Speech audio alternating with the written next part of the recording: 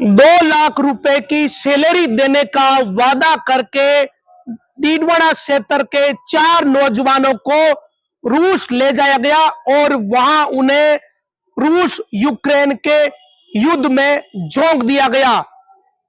बड़ी ही चौंकाने वाली बात यह है कि एक युवक के हाथ में युद्ध के मैदान में गोली लग गई।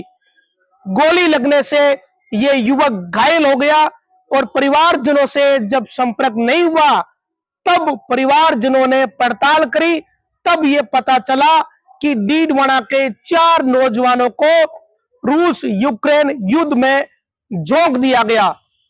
राजस्थान से और देश के दूसरे हिस्सों से बहुत सारे नौजवानों को अलग अलग एजेंट रूस में नौकरी के बहाने ले जा रहे और वहां ले जाकर रूस की सेना में उन्हें अस्थायी तौर पर रख लिया जाता है और युद्ध के मैदान में उन्हें बंदूकें थमा दी जाती है।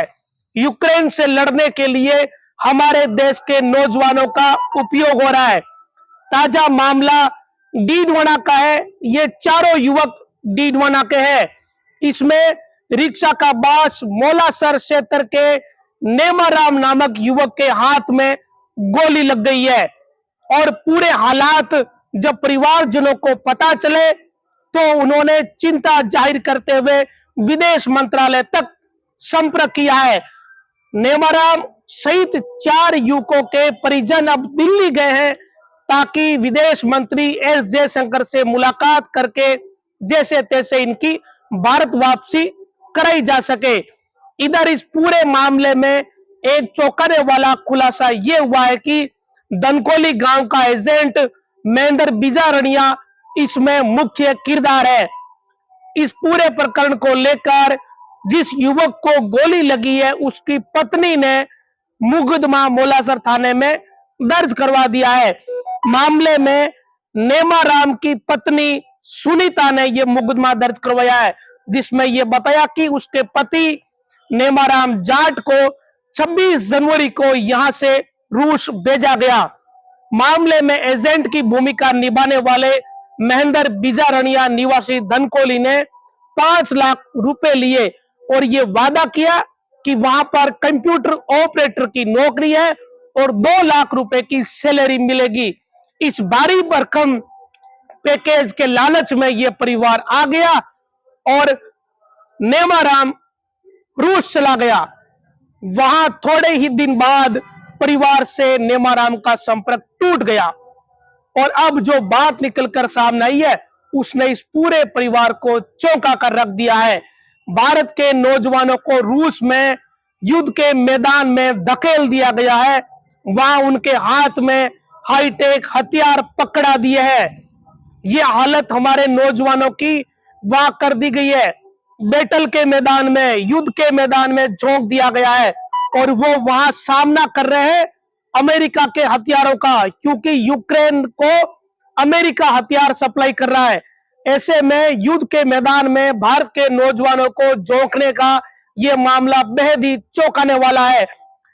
डीडवाना का जो ताजा मामला, इससे पहले भी इस तरह के मामले सामने आ चुके हैं, जिसमें यह पता चला कि रूस में भारत के नौजवानों को ले जाया जाता है, उन्हें लंबा चौड़ा पैकेज देने की बात कही जाती है और फिर अस्थायी तौर पर भर्ती कर लिया जाता है। जिस समय उन्हें रखा जाता है तो यह कहा जाता है कि यह सेना के सहयोगी के रूप में काम करेंगे, लेकिन युद्ध के मैदान में उन्हें बंदूकें दे दी जाती है और उन्हें फिर युद्ध लड़ना पड़ता है यूक्रेन के सैनिकों से।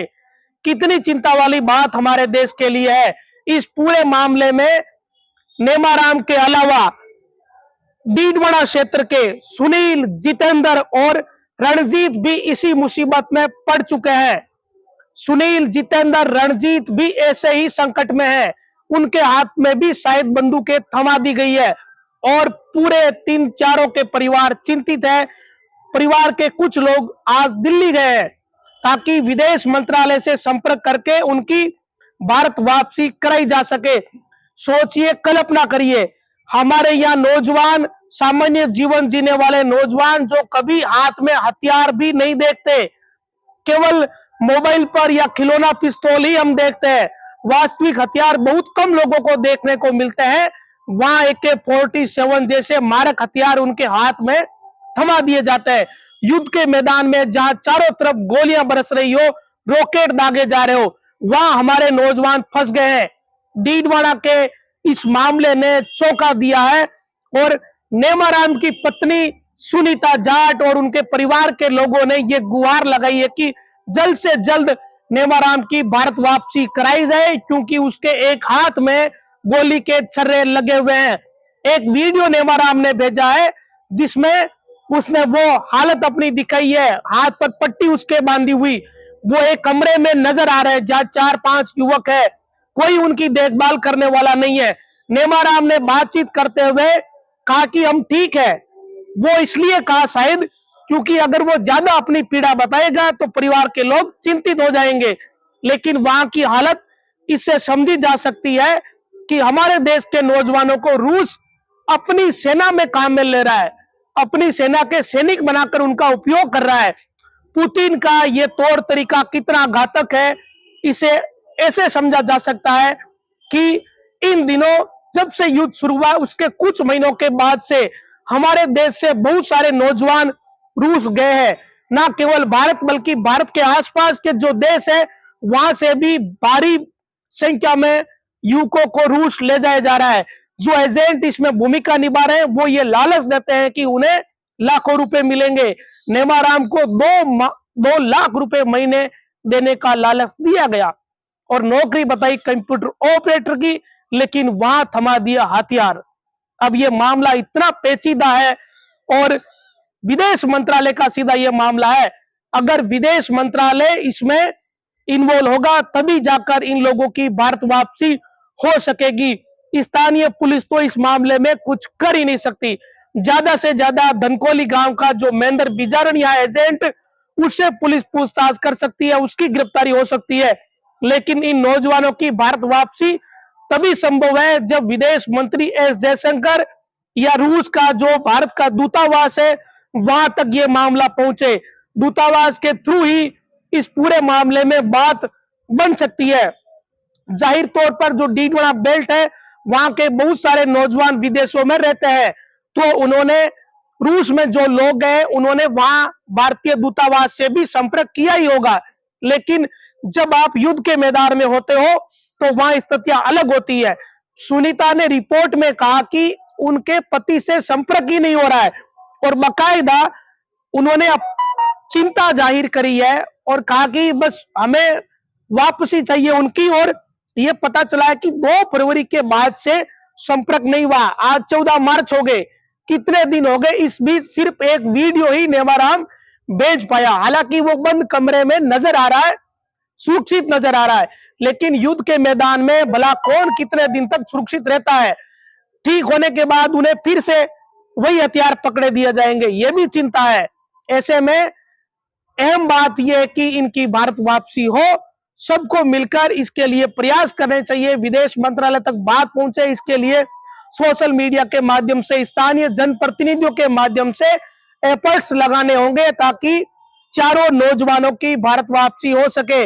साथ ही महेंद्र बिजारनिया जैसे ये एजेंट जो झांसे में लेकर हमारे नौजवानों को ऐसे हालात में झोंकते हैं, उनके खिलाफ भी सख्त कार्रवाई होनी चाहिए, जिससे यह संदेश जाए कि भविष्य में इस तरह की कोई हरकत नहीं करे।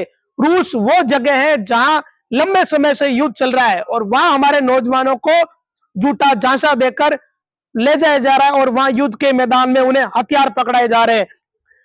नेमाराम के अलावा सुनील, जितेंद्र, रणजीत, इन चारों की भारत वापसी को लेकर चारों के ही परिवार प्रयास करने में जुट गए हैं। इसे एक मुहिम के रूप में चलाना पड़ेगा ताकि जल्द से जल्द इनकी भारत वापसी हो सके। जो भी साथी इस वीडियो को देखते हैं वो साथी ट्विटर हो, फेसबुक हो या कोई और प्लेटफॉर्म हो, सोशल मीडिया के माध्यम से सरकार तक इस बात को पहुंचाने का प्रयास करें। सब मिलकर अगर प्रयास करेंगे तभी जाकर इस तरह के गंभीर प्रवृत्ति के मामलों में वापसी हो पाती है। उम्मीद है आप सभी लोग इस खबर को शेयर जरूर करेंगे, क्योंकि ये 4 जिंदगियों से जुड़ा हुआ मामला है।